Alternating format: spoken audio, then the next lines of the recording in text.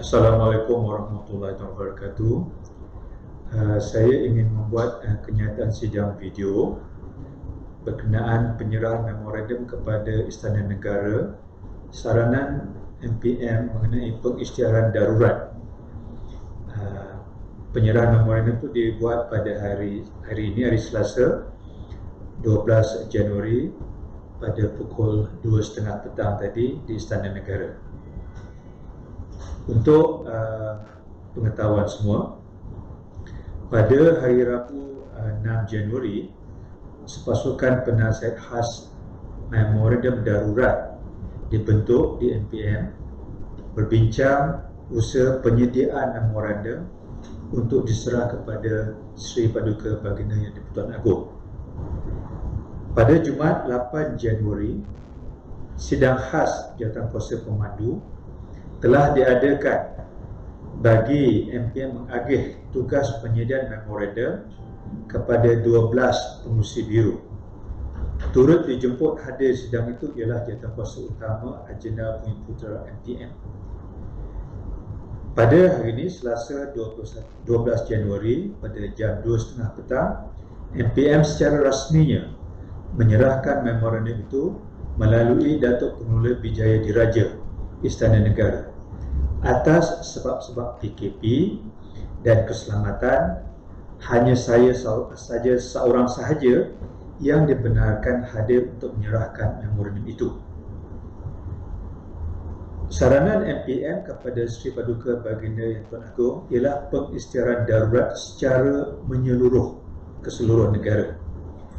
Pengisytiharan darurat ini ialah atas sebab rakyat merasakan masalah-masalah yang sudah sedang dan dijangka akan berlaku amat meruncing dari sudut ketenteraman awam, keselamatan dan kegawatan ekonomi.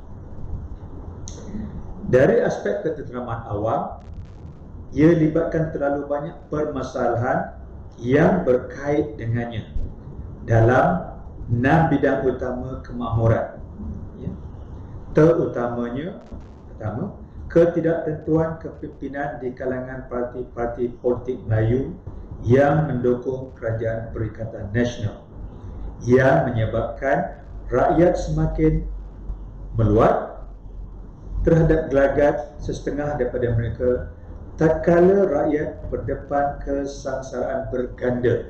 Maksud kesengsaraan berganda ini ialah penyakit COVID, banjir, kegawatan ekonomi dan ancaman keselamatan.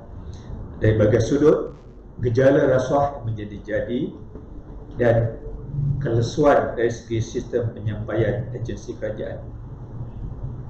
Kalau kita perhatikan contohnya gejala rasuah, kita lihat seolah-olah kerajaan sudah buntu bagaimana nak menyelesaikan kes-kes yang terlalu banyak yang berprofil tinggi. Masalah sistem penyampaian awam pula dilihat semakin lemah, menyebabkan terlalu banyak gejala tercetus. Contoh terkini ialah bagaimana kartel import daging haram yang berjalan begitu lama tidak dikesan oleh begitu banyak agensi yang berkait, JAKIM, Markis, Jabatan Berkenaan, Kastam dan sebagainya. Itu menunjukkan ataupun manifestasi betapa lemahnya sistem penyampaian. Tetapi sistem penyampaian haram, iaitu kartel itu sendiri, begitu efisien. Begitu efisien. Dia boleh buat kerja itu, tidak ada agensi boleh mengambil tindakan pada dia. Ia menunjukkan yang haram begitu berkesan, yang halal tak berkesan langsung. Masalah COVID kita semua tahu.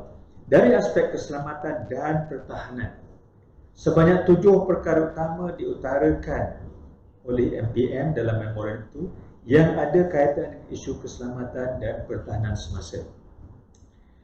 Dari aspek kegawatan ekonomi pula, kami huraikan dalam 4 bidang utama yang boleh dikaitkan dengan isu kegawatan ekonomi yang dilihat semakin mengancam kemakmuran negara.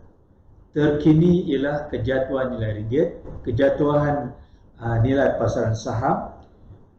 Pelabur-pelabur yang dah begitu lama bertapak di negara ini membuat keputusan untuk berhijrah ke negara jiran.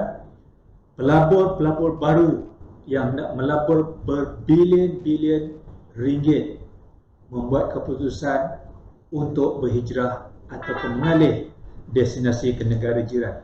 Maknanya iklim pelaburan asing ke Malaysia sudah tidak lagi kondusif. Ya, diparahkan lagi dalam negara sendiri masih banyak permasalahan yang dicetuskan, umpamanya insiden di prasarana, kes penamatan projek HSR, ya, dan banyak lagi.